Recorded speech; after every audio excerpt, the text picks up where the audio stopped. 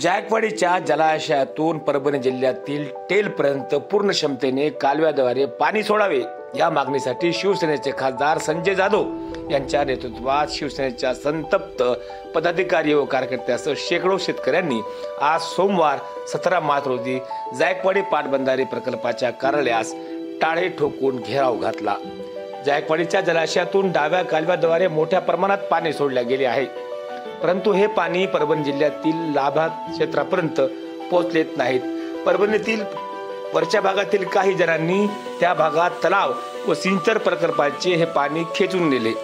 त्याचा परिणाम जायकवाडी कालव्यातील पाणी परभणी जिल्ह्यातील पातळीच्या पुढे सरकराशी झाले आहे।